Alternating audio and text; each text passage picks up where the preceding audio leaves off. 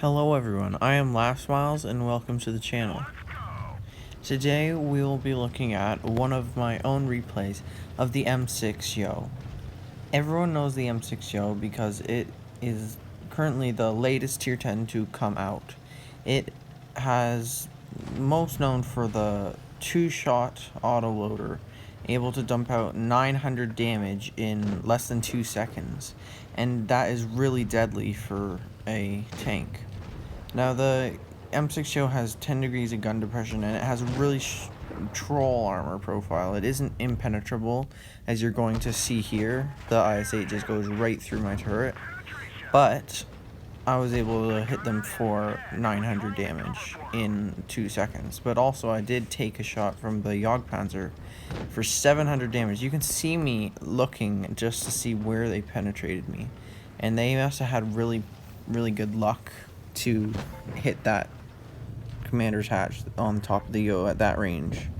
So I'm poking up again just to see. I am gonna have to switch to the heat in order to pen the roof of the E75, but still, that's 820 damage. And when you're able to take such big chunks of hit points off of enemy tanks so quickly, it is really, that's what makes the Yoh so strong.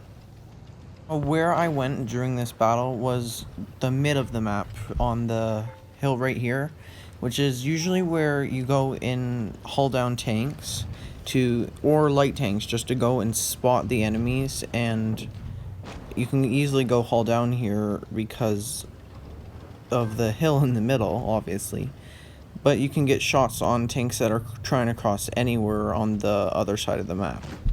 But also, those tanks can hit you. As you can now see, I just got a nasty chunk of my hit points, putting me down to a one-shot for any 150mm plus.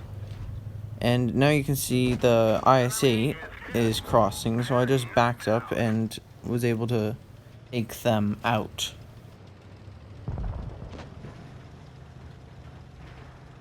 Now, I was thinking maybe I could go around this side and maybe go over and take out the E75, but seeing that my hit points are so low, and it did look like they had more tanks over there, I was being extra cautious trying to decide if I should go over and try to get the kill or not. So now I'm just waiting to see if any of the enemy tanks decide to push around the corner so I could get shots into them. I had a feeling that they would, so I started backing up because I could see that my team wasn't necessarily with me to take shots for me, so I was just waiting. This match is very slow so far, and there's been a lot of waiting, but now you can see there's the VK4502B, and there was a lovely max roll doing over 1,000 damage with my second shot combined, and now they are a one-shot.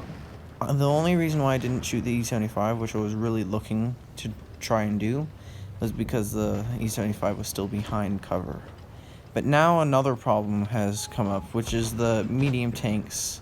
Well, you saw I just got a really lucky bounce from the Jagdpanzer on the rear of my turret somehow.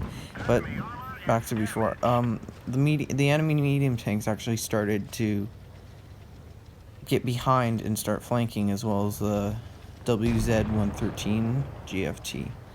But with the help of my tank destroyer on my team, we were actually able to take out the WZ. Now it is a 3 versus 4. The enemy team has 4 tanks, obviously, but the K91 is kind of isolated over there, pushing really aggressive. But the E75 has decided to pull out and cross, so I was able to finish them off and also get a shell into the Object 704. Now that I have a long reload, it was not a good idea to sit and try to help the K91. So I was thinking, should I go back to the top of the hill or stay to be able to poke out near the bottom of the hill that I'm on?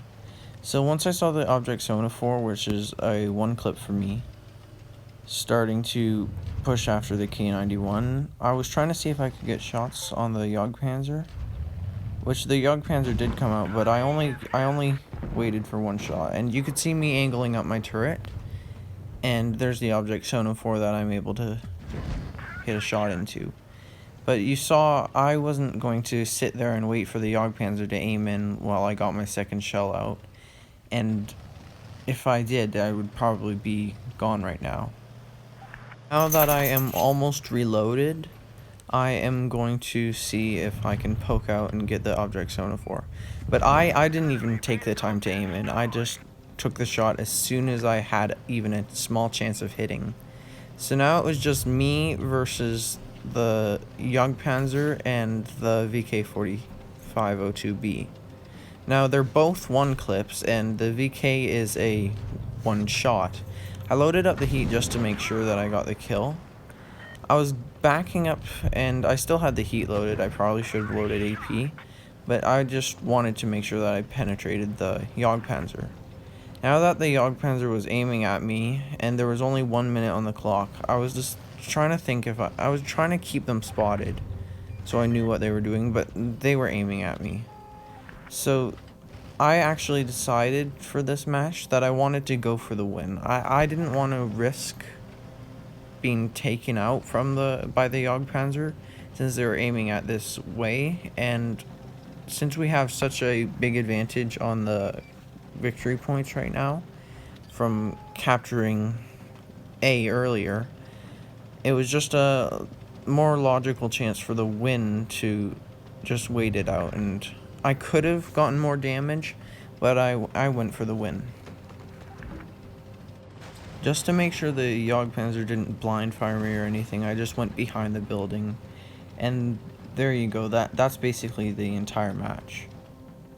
So in the end, I finished off on 7,400 damage, well, 1 damage less than 7,400, and an ace tanker, and it was a Kolobanov's against the 3 tanks. I got 5 kills, 1,625 base XP. Also, you can see I penetrated 18 shots of 18 fired, and that's it. Thanks for watching, and I'll see you in the next one.